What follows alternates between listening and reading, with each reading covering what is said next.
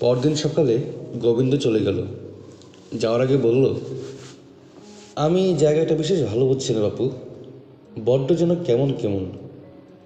তা বড়বাবুকে কি আমি বলবো ক্ষণ যেন এখানে তোমাকে না রাখেন, ঘরের ছেলে ঘরেই ফিরে যাওয়া ভালো।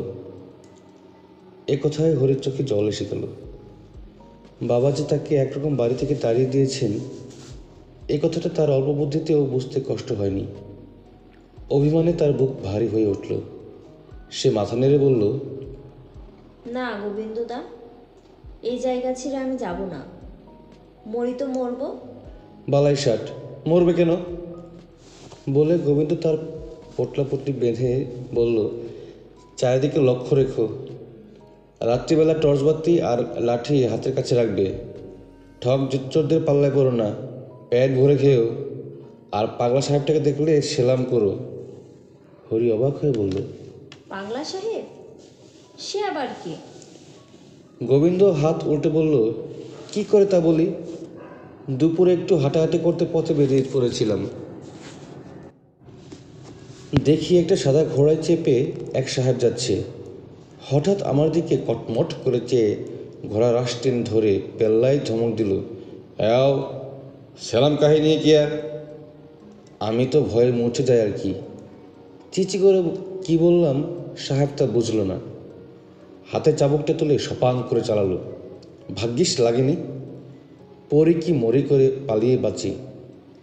ফিরে এসে যোগরামকে সব বলছিলাম, কিন্তু ব্যাটা এমন পাষণ্ড যে একটা জবাবও দিল না। শুধু রাক্ষসী চোখে একবার চেয়ে যেমন বাগানে ঘাস নিয়ে যাচ্ছিল তেমনই নিরত লাগলো। একটা বিরতি দিতে গেলুম, নিল না। দুটো মন ভেজানো কথা বললুম, কানেই তুলল না। দুর্গা দুর্গা কি হবে কে জানে। আমি হলে বাপু আর এক দণ্ড এখানে থাকতুম না, তোমার জন্য বড্ড চিন্তা রইল। হরি গম্ভীর মুখে বলল, আমার কথা আর চিন্তা করো না, আমাকে ভুলে যাও গোবিন্দদা। গাড়ির সময় হয়ে গিয়েছিল বলে কথা আর গড়াল না।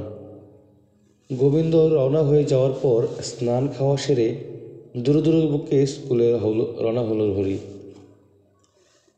ক্লাসে ঢুকতেই বাঁদিকে থার্ড বেঞ্চ থেকে গোপাল তাকে ডাকলো, এই যে ভাই, এখানে এসে বসো, তোমার জন্য জায়গা রেখেছি। হরি গিয়ে ঝুপ করে গোপালের পাশে বসে পড়ল। আর বসবার পরেই বুঝলো ক্লাসটা কেমন যেন নিশ্চুপ হয়ে গেল। সকলেই তার দিকে তাকাচ্ছে, কিন্তু কেউ কিছু বলছে না বা করছে না। গোপাল মৃদু স্বরে বলল, ভয় পেও না, আজ হয়তো ওরা তোমাকে কিছু করবে না। কেন করবে না কেন? ওরা বোধ হয় কালকে ব্যবহারের জন্য অনুতপ্ত। আশ্চর্যের বিষয়, বাস্তবে কি আজ দুষ্ট ছেলেগুলো হরির দিকে একেবারেই মনোযোগ দিচ্ছিল না। নিজেদের মধ্যে চেঁচামেচি ঝগড়া মারামারি করছিল বটে, কিন্তু হরিকে রাঙামুলো বলে ডাকলো না একবারও। কিল চর ঘুষিও কেউ দিল না। গোপাল মৃদু স্বরে ছেলেদের চিনিয়ে দিচ্ছিল, লাস্ট বেঞ্চের বাঁদিকের কোণে যে ছেলেটা বসে আছে তাকে ভালো করে দেখে নাও। ও হলো ভজন, ডেঞ্জারাস ছেলে, দুর্দান্ত ফুটবল খেলোয়াড়, আর তেমনি মারকুট্টা। ও পাশের ফোর্থ বেঞ্চে বসে আছে তিনটে ছেলে, ওদের বলা হয় থ্রি মাস্কেটিয়ার্স, গদাধর, অনিল আর দীপঙ্কর। লোকে বলে ওরা একটা ডাকাতের দলে আছে। আমাদের পিছনের বেঞ্চে ডান দিকের কোণে বসে আছে রাজর্ষি, চেহারাটায় খুব লালটু, দারুণ বড় লোকের ছেলে। ও নাকি ওদের একজন চাকরকে বন্দুকের গুলিতে জখম করেছিল বেয়াদবির জন্য, খুব সাংঘাতিক ছেলে। ও পাশের সেকেন্ড বেঞ্চে দেখো, কোণের ওই যে নীল শার্ট আর তার পাশে হলুদ গেঞ্জি পরা দুইজন, ওদের নাম পার্থ আর শিবশঙ্কর। পার্থ খুব ভালো ওয়েট লিফটার আর শিবু কারাটিকা। ওই দুজনের মতো পাজি খুব কম আছে। এদের আপাতত চিনে রাখো, সাধ্যমতো এড়িয়ে চলো। হরি সব কজনকে চিনতে পারল। এরাই কাল তার উপর অত্যাচার করেছে সবচেয়ে বেশি। সে গোপালের দিকে চেয়ে বলল, কিন্তু ওরা আজকে আমাকে ছেড়ে দিচ্ছে কেন বলো তো? তোমার জন্য? গোপাল মাথা নেড়ে বলল, না না, আমার জন্য কেন হবে? হরি তবু গোপালকে ভালো করে এবার দেখল। অসাধারণ কিছুই নেই গোপালের মধ্যে। কালো, ছিপছিপে, লম্বাটে গরম, গায়ে এমন কিছু আহামরি জোর থাকার কথা নয়। মুখখানাও নিপাট ভালো মানুষের মতোই, স্বর্ণাগণ্ডা বলে মনে হয় না। তবে তার চোখ দুখানা বেশ তীক্ষ্ণ। ক্লাস শুরু হওয়ার পর হরি লক্ষ্য করল মাস্টারমশাইরাও কেন যেন গোপালকে এড়িয়ে যান। একমাত্র হেড স্যারের ভূগোল ক্লাস আর জাহ্নবীবাবুর অঙ্ক ক্লাস ছাড়া আর কোনো ক্লাসে কোনো মাস্টারমশাই গোপালকে কোনো প্রশ্ন করলেন না। হরি আরেকটা জিনিস লক্ষ্য করল, এই ক্লাসের সব ছেলেই বেশ বড় বড়। বেশিরভাগেরই বয়স 15-16 থেকে 19-20। বোঝা যায় যে এরা বহুবার গাড্ডু মেরে ক্লাস 7 উঠেছে। গোপালেরও বয়স 17-18 হবে। দুই ক্লাসের ফাঁকে একবার সে গোপালকে জিজ্ঞেস করল, তুমি কি ভাই অনেকবার ফেল করেছো? গোপাল মৃদু হেসে মাথা নেড়ে বলল, না, তবে লেখাপড়া শুরু করতে আমার অনেক দেরি হয়েছে। কেন? সে অনেক কথা, তবে আমি বাড়ি থেকে পালিয়ে গিয়েছিলাম। অনেক দিন পালিয়ে বেরিয়ে থাকার পর পড়াশোনা হয়নি। কেন পালিয়েছিলে? বাড়িতে ভালো লাগে না। পৃথিবীটা কি বিশাল, আর বাড়িটা কত ছোট। আজ টিফিন পিরিয়ডে হরি আর গোপাল একসঙ্গে বেরোলো। জামতলায় একজন চীনা বাদামওয়ালা বসেছিল। তার কাছ থেকে দুজনে বাদাম কিনে গাছের ছায়ায় বসে বসে গল্প করল। গোপাল নিজে বেশি কথা বলল না, বরং হরিকে প্রশ্ন করে তার বাড়ির কথা আর এখানে আসার ইতিহাস সব জেনে নিল। হরি বলল, ও ভালো কথা। আমাদের বাড়ির নাম কুসুমকুঞ্জ নয়, গ্রিন ভ্যালি। গোপাল হাসল, বলল, জানি, কালই খোঁজ নিয়েছি। খুব ভালো আতা হয় ও বাড়িতে, ভালো জাতের ল্যাংড়া আমও ফলে। একবার আম চুরি করতে গিয়ে ওই জগুরামের হাতে ধরা পড়ে গিয়েছিলাম। বটে, তারপর কি হলো? জগুরাম কুস্তিগির ছিল, তা জানো? না, তবে ওরকমই চেহারা। তোমাকে মারলো নাকি? গোপাল একটু হেসে বলল, মারতেই চেয়েছিল, তবে পারেনি। কেন পারেনি? পাগলা সাহেব এসে বলল যে।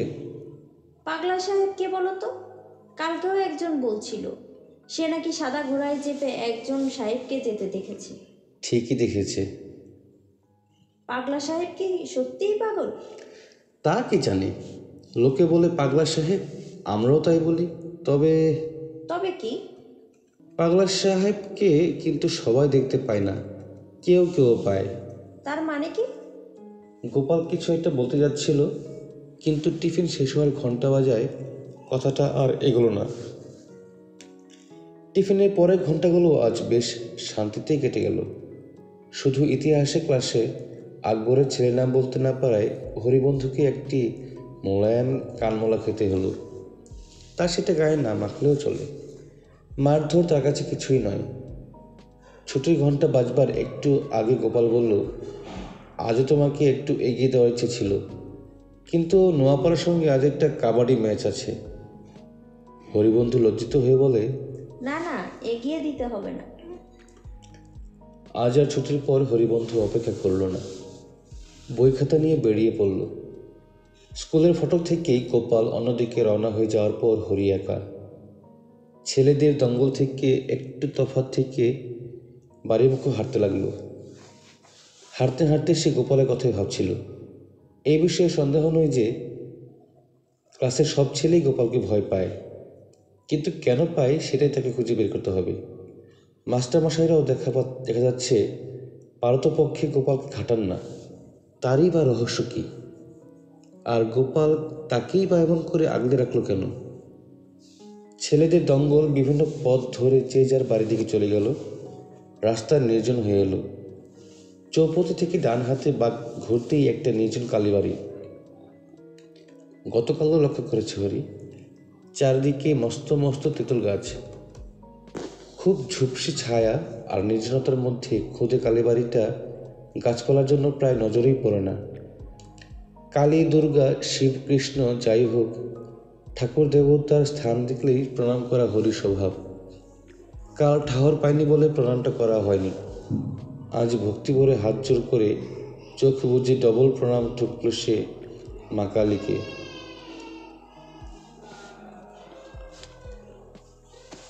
মাস্টার মশাইদের রাগ কমিয়ে দাও মা। বজ্জাত ছেলেগুলোর সুমতি দাও মা। গোপালের সঙ্গে যেন কখনো আড়ি না হয় মা।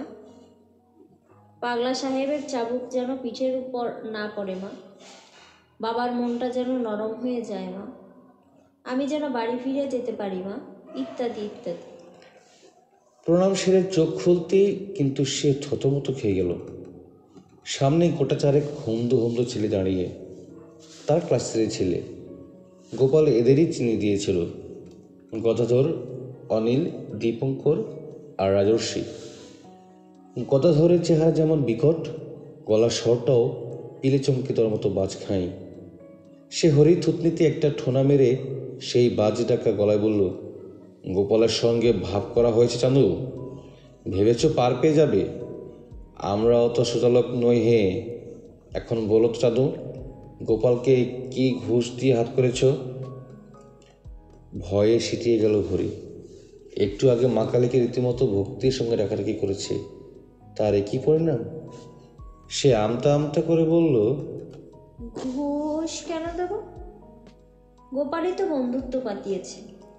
গোপাল বন্ধু পাতানোর ছেলে, ওকে চেনে না ভেবেছ?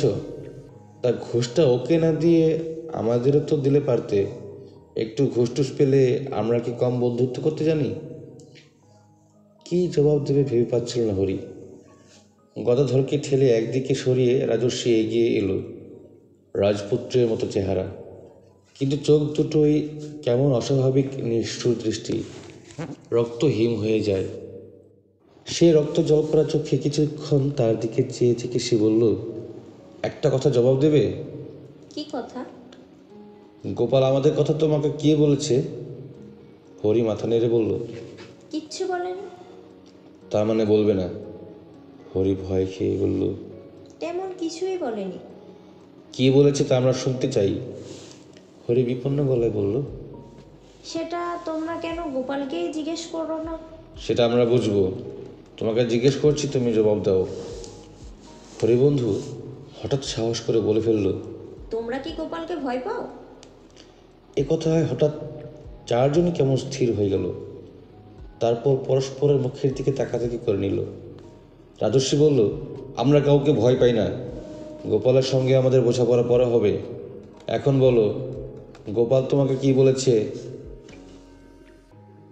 চারজনের দ্বিধার ভাব দেখে হরিবন্ধুর আর সন্দেহ রইল না যে মুখে যতই বার ফাট্টাই করুক, এরা গোপালকে ভয় পায়। এটা বুঝতে পেরে তার বুকে যথেষ্ট সাহস এলো। সে বুক চিতিয়ে বলল, আমি বলবো না। রাজর্ষি আর গদাধর এই জবাবে খুবই যেন অবাক হয়ে গেল। কেমন যেন দ্বিধার ভাবও তাদের হাবভাবে। রাজর্ষি বলল, আমার সম্পর্কে তোমাকে ও কিছু বলেছে? বলতে পারে। কি বলেছে সেটা আমি জানতে চাই। জেনে কি করবে? মারবে গোপালকে? সেটা ভেবে দেখব।